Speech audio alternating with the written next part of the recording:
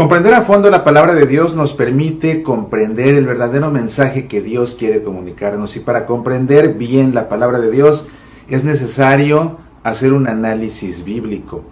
Bienvenido a tu programa Pasión por el Evangelio, tu programa en el que semana a semana hacemos un análisis bíblico justamente de la lectura del Evangelio que leemos en la Santa Misa. En esta ocasión, tercer domingo del tiempo ordinario en el ciclo litúrgico B, el Evangelio nos presenta las primeras palabras que Jesús pronunció en el Evangelio según San Marcos. Palabras breves pero llenas de una riqueza teológica y de un mensaje con una profundidad que es importante comprender, porque estas primeras palabras que pronuncia Jesús en el Evangelio según San Marcos marcan la pauta de todo lo que habrá de enseñar después. ¿Quieres saber qué fue lo que dijo Jesús y qué realmente quiso decir a través de realizar un profundo análisis bíblico de este texto? Quédate con nosotros y en un momento lo descubriremos juntos.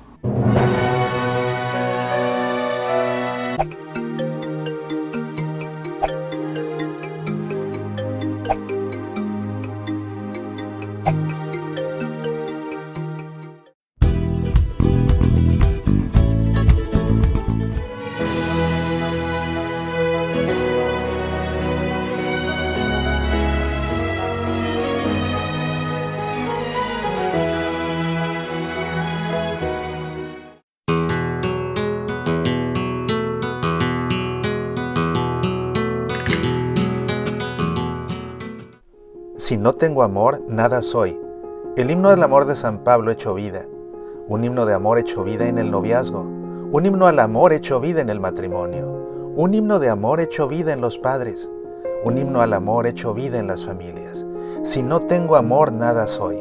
Una fascinante conferencia que le ha cambiado la vida a muchas personas. Grabada en vivo, impartida por tu servidor Mauricio Pérez. Si no tengo amor, nada soy. Descarga el audio de la conferencia en semillasparalavida.org. Medita, aprende, apasionate por nuestra fe. El Evangelio que leemos en la Santa Misa este tercer domingo del tiempo ordinario, en este ciclo litúrgico B, ciclo en el que nos enfocamos principalmente en el Evangelio según San Marcos, nos presenta dos perícopas juntas a través de las cuales podemos conocer las primeras palabras que Jesús pronunció en su ministerio y también su primer acto. Vamos como siempre a realizar primero la lectura del Evangelio para de ahí proceder a hacer un minucioso análisis bíblico y luego concluir como es costumbre con un momento de oración. Te invito a que como siempre nos pongamos antes que otra cosa en presencia del Padre y del Hijo y del Espíritu Santo. Amén. El Evangelio dice lo siguiente: Después que Juan Bautista fue arrestado, Jesús se dirigió a Galilea. Allí proclamaban la buena noticia de Dios diciendo: el tiempo se ha cumplido, el reino de Dios está cerca. Conviértanse y crean en la buena noticia. Mientras iba por la orilla del mar de Galilea, vio a Simón y a su hermano Andrés que echaban las redes en el agua, porque eran pescadores. Jesús les dijo: síganme, y yo los haré pescadores de hombres. Inmediatamente ellos dejaron sus redes y lo siguieron. Y avanzando un poco, vio a Santiago, hijo de Zebedeo, y a su hermano Juan, que estaban también en su barca arreglando las redes. Enseguida los llamó, y ellos, dejando en la barca a su padre Zebedeo con los jornaleros, lo siguieron. El tema litúrgico en este tercer domingo del tiempo ordinario es el llamado que hace Jesús a que lo sigamos. Vemos por ello que la primera lectura nos cuenta aquel relato de Jonás, a quien Dios llama y lo envía a que predique a la ciudad de Nínive. Y en respuesta a esta primera lectura, habremos de decir con el Salmo 24, muéstrame, Señor, tus caminos. Muéstrame, Señor, tus caminos, enséñame tus senderos, guíame por el camino de tu fidelidad. Enséñame, porque tú eres mi Dios y mi Salvador. Es importante, primero que nada, que ubiquemos el texto en el Evangelio según San Marcos y que lo delimitemos. En esta ocasión el Evangelio presenta dos perícopas juntas: la perícopa del grito inaugural del reino de Dios, la perícopa de la vocación de los primeros 4 discípulos. Estas dos perícopas juntas conforman una sección del Evangelio según San Marcos que se conoce como la primera evangelización y los primeros discípulos. El contexto amplio de estas perícopas que leemos en el Evangelio es la primera parte del Evangelio según San Marcos. El Evangelio según San Marcos está estructurado en dos grandes partes. La primera parte del Evangelio según San Marcos habla acerca del ministerio de Jesús el Mesías, y ahí es donde está enclavada esta sección de la primera evangelización y los primeros 4 discípulos que estamos leyendo en la Santa Misa. Y la segunda gran parte del Evangelio según San Marcos habla acerca del destino de Jesús, el Hijo del Hombre. Los actores que intervienen en estas dos perícopas son Jesús. Se nos habla de Juan el Bautista, que fue arrestado, pero realmente quienes protagonizan estas dos perícopas son Jesús y los primeros 4 discípulos, Simón, Andrés, Santiago y Juan, el padre de estos, Zebedeo, y también los jornaleros. Vamos a ir viendo versículo por versículo, incluso palabra por palabra, cómo está compuesto este texto, porque hay muchísimo que aprender. Y sobre todo cuando vemos el texto original tal cual quedó escrito por Marcos en griego, nos sorprendemos al ver realmente el significado de las palabras que Jesús comunicó. Dice así: después que Juan Bautista fue arrestado, Jesús se dirigió a Galilea. Esto significa que durante todo el periodo en el que Juan el Bautista, después del bautismo de Jesús en el Jordán, Jesús permaneció en aquella región del Jordán hasta que Juan el Bautista fue arrestado. Recuerda que Juan el Bautista fue arrestado por Herodes Antipas, hijo de Herodes el Grande. Herodes el Grande fue el que gobernaba cuando nació Jesús. Después, ahora quien gobierna es Herodes Antipas. Él arrestó a Juan el Bautista y recordarás que más adelante será decapitado.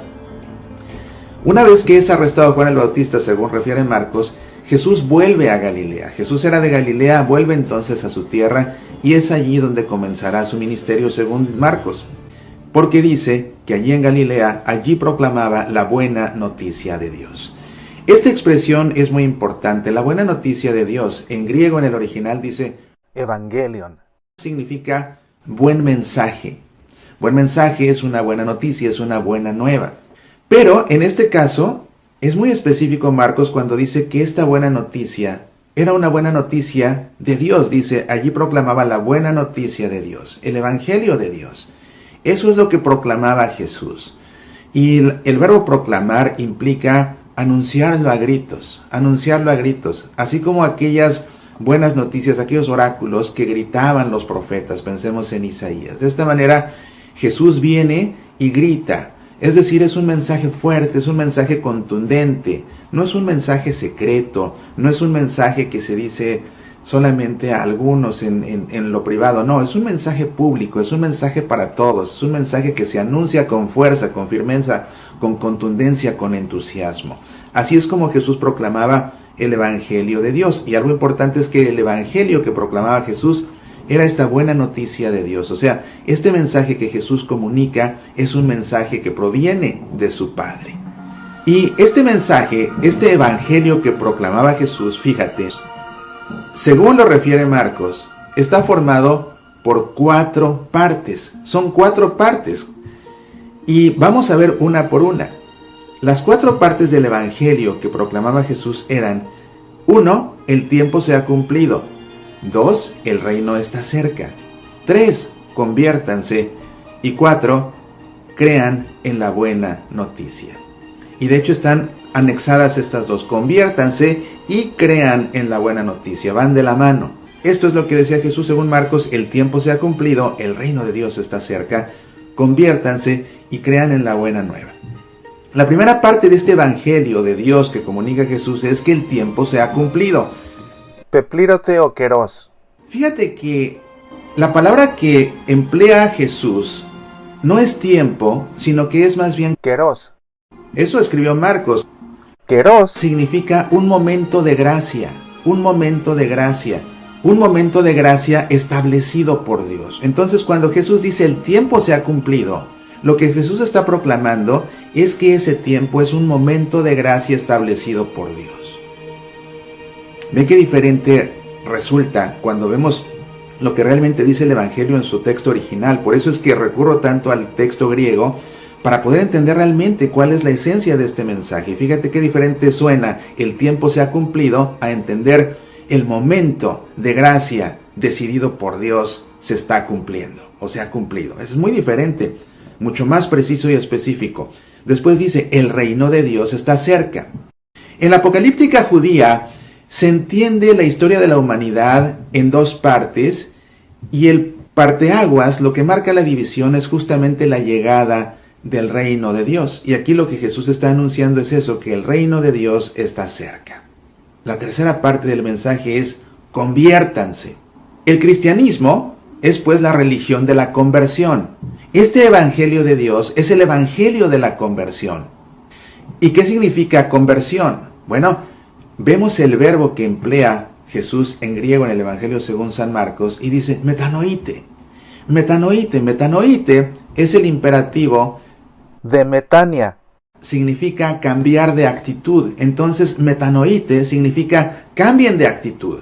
Está traducido al español como conviértanse, pero lo que Jesús dijo fue cambien de actitud. Cambien de actitud. Y es que en esencia eso es la conversión, es cambiar nuestra actitud. ¿Quieres convertirte hacia Dios? Cambia tu actitud hacia Dios. Tómatelo en serio, respétalo, dale su lugar, ámalo sobre todas las cosas. Cambia tu actitud hacia Dios. Eso implica conviértete hacia Dios. Cambia tu actitud o conviértete del pecado, deja atrás el pecado. Piensa en el pecado que quieras, aquello que te seduce y que te hace pecar una y otra vez. Si cambias tu actitud hacia aquello que te seduce y te hace pecar, pues cambiando esa actitud te convertirás. Cambia tu actitud hacia todo aquello que te seduce y que tu actitud sea la actitud de Dios ante aquello que te seduce, y de esa manera lo evitarás, de esa manera te repugnará, de esa manera te arrepentirás de haber cometido esos pecados. De ahí que sea tan importante cambiar de actitud. Entonces, si decimos que el cristianismo es la religión de la conversión, si decimos que este evangelio de Dios que proclama Jesús es el evangelio de la conversión, eso significa que el cristianismo y que el evangelio son el cristianismo y el evangelio del cambio de actitud. Estamos llamados a una conversión continua y constante en nuestra vida. Eso significa que estamos llamados a cambiar una y otra vez nuestra actitud ante Dios, ante los demás, incluso ante nosotros mismos. La verdadera conversión implica cambiar de actitud incluso ante nosotros mismos. Ubicarnos donde realmente estamos, con nuestra grandeza, pero también con nuestras limitaciones, con nuestras virtudes, pero también con nuestros vicios. Ubicarnos donde estamos y de ahí cambiar nuestra actitud para orientar nuestra vida exclusivamente a cumplir la voluntad de Dios. Y la última parte dice, y crean en la buena noticia, es decir, y crean en el evangelio, pero van de la mano porque están unidas por este nexo que, en griego que significa y. Dice, conviértanse y crean en la buena nueva. Metanoite que Pistébete. ento evangelio. Crean en el evangelio. Pistébete. Ese crean en el evangelio viene de la palabra griega pistis. Esa palabra pistis en griego se tradujo al latín como fides y nosotros la traducimos al español como fe. Eso significa que tener fe significa tener esta pistis. La palabra pistis, que después se tradujo al latín como fides, significa confianza. Cuando Jesús les está diciendo que crean en el evangelio, les está diciendo tengan confianza en el evangelio. Creer no significa aceptar como cierto. Eso no es la fe. Aceptar como cierto no significa tener fe. Tener fe significa confiar. Y es lo que Jesús les está pidiendo. Tengan fe en esta buena noticia. ¿Y cuál es esta buena noticia? ¿Es una buena noticia de Dios? Es la buena noticia de que el reino de Dios está cerca. Es la buena noticia de que deben ustedes cambiar de actitud. Qué maravilla es poder recurrir al texto original en griego y así entender el verdadero mensaje de Jesús, porque ahora ensamblándolo todo junto, fíjate cómo lo habíamos leído originalmente aquí en la hojita de la misa. El tiempo se ha cumplido, el reino de Dios está cerca, conviértanse y crean en la buena noticia. Traduciendo literalmente el texto original en griego, entonces lo podemos leer así. El momento de gracia decidido por el Señor ha llegado. El reino de Dios está cerca. Cambien de actitud y confíen en el evangelio. ¿Ves? ¡Qué maravilla es esto! Te lo repito. El momento de gracia decidido por Dios ha llegado, el reino de Dios está cerca, cambien de actitud y confíen en el Evangelio. Ese es el mensaje que Jesús comunicaba, ese era el Evangelio que Jesús proclamaba, que anunciaba con todo su entusiasmo. Y aquí termina la primera perícopa que leemos en esta ocasión en la Santa Misa, que es la perícopa del grito inaugural del reino de Dios, y comienza la segunda, que es la vocación de los 4 primeros discípulos. Y pon atención, porque esta tradición de los sinópticos es muy diferente de la tradición que presentó Juan en el Evangelio el domingo pasado, en el segundo domingo del tiempo ordinario. Recordarás que, según lo que refiere Juan en su Evangelio, Jesús se encontraba todavía con Juan Bautista. Juan Bautista estaba con uno de los 4 primeros discípulos de Jesús, que todavía no eran discípulos de Jesús, ve pasar de largo a Jesús. Juan le dice a este discípulo, ese es el Cordero de Dios. Entonces este va y lo sigue, y después va con su hermano Simón, y le dice, lo hemos encontrado, y entonces este va también donde Jesús. Y según el Evangelio de Juan, como que todo esto hubiera sucedido allí en el mismo lugar, en la región del Jordán, que era donde Juan el Bautista enseñaba. Pero lo que estamos viendo acá en la tradición de los sinópticos es que este llamado de los primeros discípulos tiene lugar realmente en Galilea, y dice lo siguiente: mientras iba por la orilla del mar de Galilea, vio a Simón y a su hermano Andrés, y después vio a Santiago, hijo de Zebedeo, y a su hermano Juan, y se encontraban pescando. ¿A qué se debe la diferencia de tradiciones? Bueno, ¿qué pudo haber sucedido más probablemente? Esto que refiere Marcos. ¿Por qué? Recuerda que Marcos escribió el primero de los 4 evangelios. El último que se compuso fue el de Juan. Pero aparte, fíjate algo muy interesante, que según refiere aquí, de los 4 primeros, o entre los 4 primeros discípulos, se encontraba precisamente Juan el Evangelista, que era el hermano de Santiago, el hijo del Zebedeo. ¿Por qué entonces, si Juan el Evangelista se encontraba en Galilea con su hermano Santiago y se encontraban pescando, es decir, él vivió todo esto, ¿por qué entonces refiere la vocación de los 4 primeros discípulos de una manera diferente, como si esto hubiera sucedido a las orillas del Jordán, y como si hubiera sido más bien que los discípulos estaban buscando a Jesús hasta que lo encontraron, gracias a la pista que les da Juan el Bautista? ¿Por qué esta diferencia si Juan lo vivió? Bueno, hay que entender que en el caso de los evangelios sinópticos, estos nos presentan la historia de Jesús de una manera más acorde a cómo Jesús fue viviendo las cosas. Nos van desarrollando la historia, si tú quieres, la historia de la vida pública de Jesús. En cambio, el Evangelio según San Juan es una reflexión teológica. Lo que hace Juan en el Evangelio es reflexionar teológicamente acerca de los momentos más importantes, de las enseñanzas más importantes de la vida de Jesús, y después condensarlas y presentarlas como si fuera una historia. Pero son eventos aislados que, desarrollando una reflexión teológica, Juan va escribiendo y va plasmando en su Evangelio. Así, ese llamado de los primeros 4 discípulos, como aparece en el Evangelio según San Juan, es nuevamente una reflexión teológica, en tanto que esto que presenta Marcos es como sucedieron las cosas, ¿ves? Cada uno con un propósito diferente al escribir. Entonces, estábamos en que mientras iba por la orilla del mar de Galilea, este mar de Galilea en realidad es un lago muy grande, tiene 53 kilómetros de perímetro, tiene 166 kilómetros cuadrados de superficie. Por cierto que se encuentra su superficie 212 metros bajo el nivel del mar, lo que hace del mar de Galilea el lago de agua dulce más bajo en todo el mundo. En realidad, como te digo, es un lago, pero era tan grande que por eso algunos le decían mar, es de agua dulce. También se le conoce como el lago de Tiberíades y se le conoce también como el lago de Genesaret.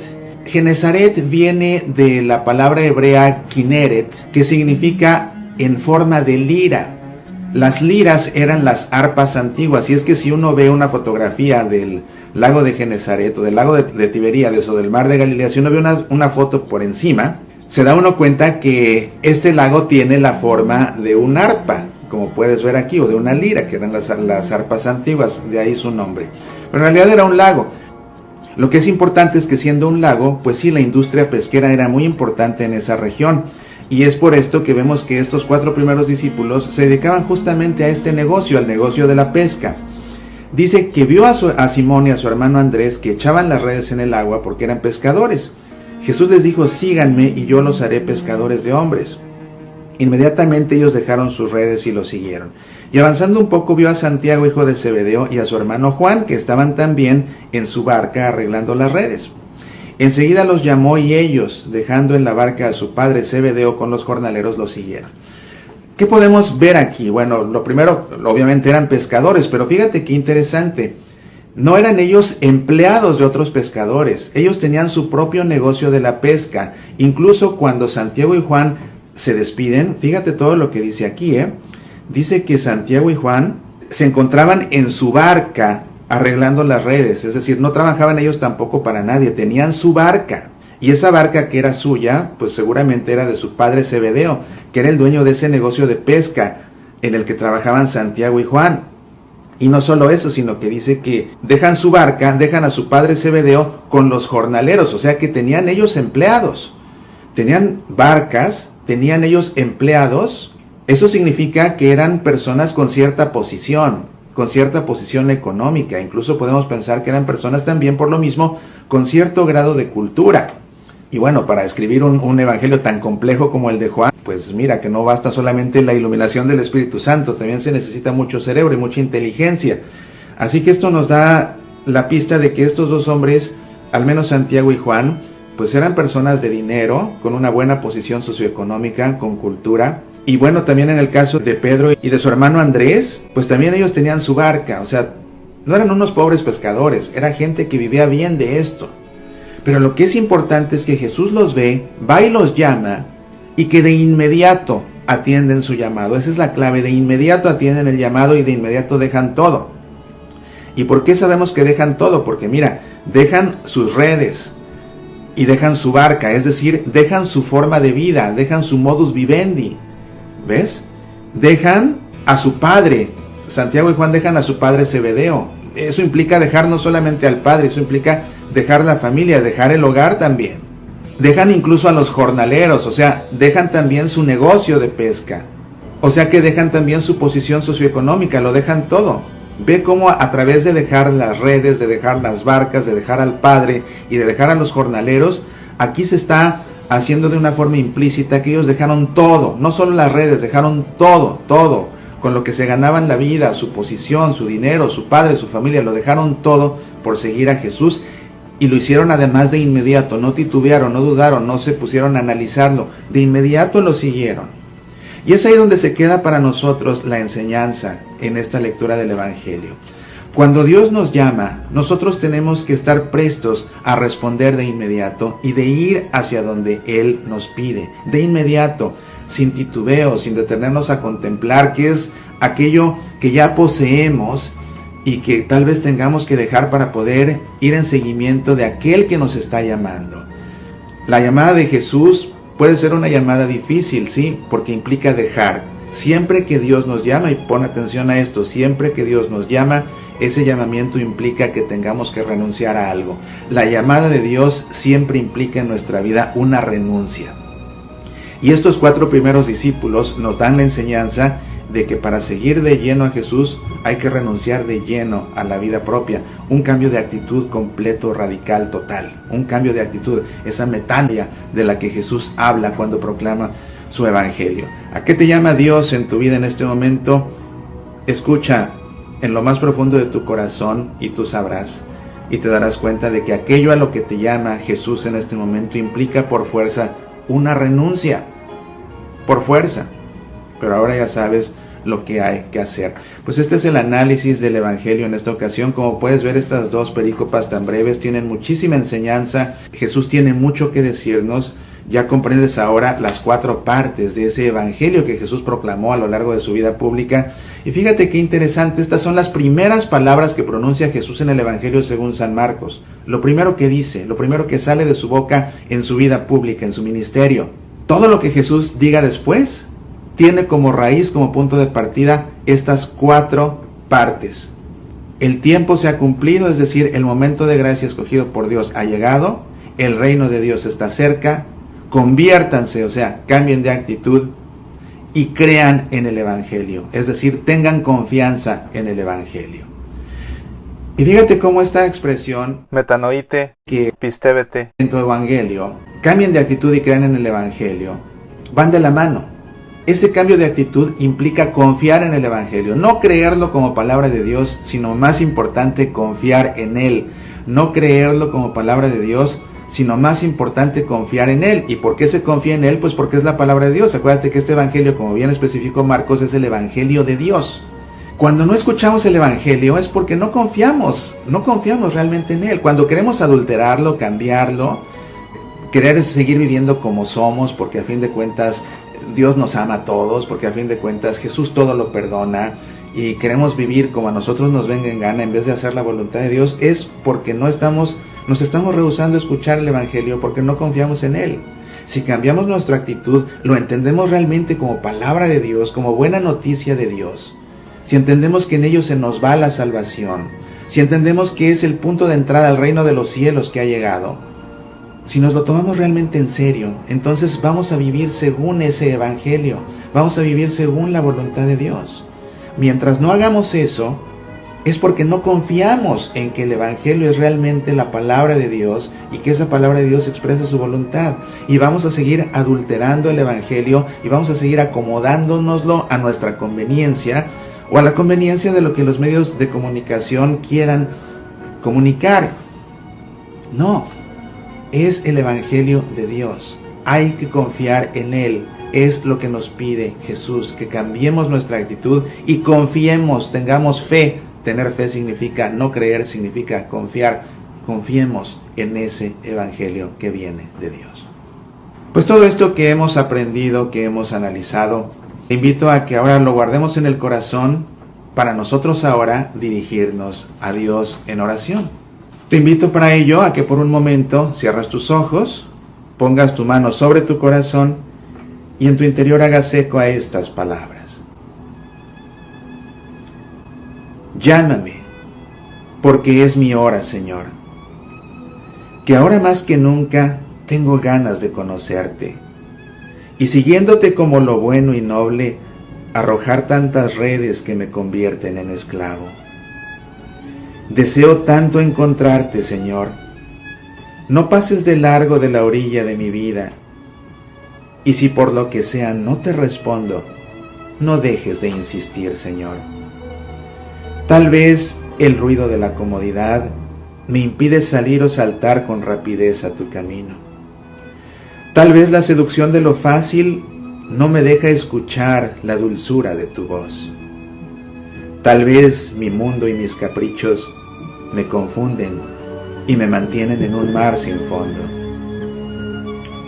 en una habitación sin más vida que lo efímero, en una realidad que mañana ya no existirá. Llámame, porque es mi hora, Señor, porque tengo miedo de que pases de largo, de que viéndome tan ocupado en lo mío, no quieras contar conmigo. Porque tengo miedo de que ilusionado por lo que veo, no distinga lo grande que es tu reino.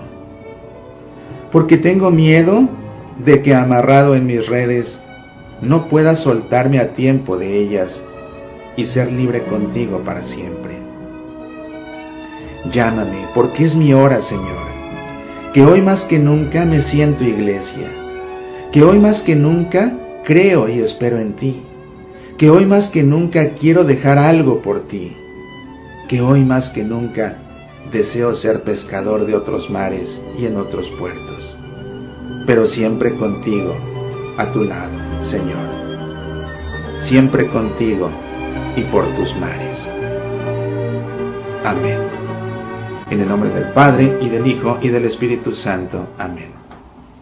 En verdad te agradezco este rato que has querido compartir conmigo para aprender juntos acerca de la palabra de Dios. En verdad deseo que todo lo que hemos aprendido en este programa te ayude a sentirte cada vez más cerca de Jesús.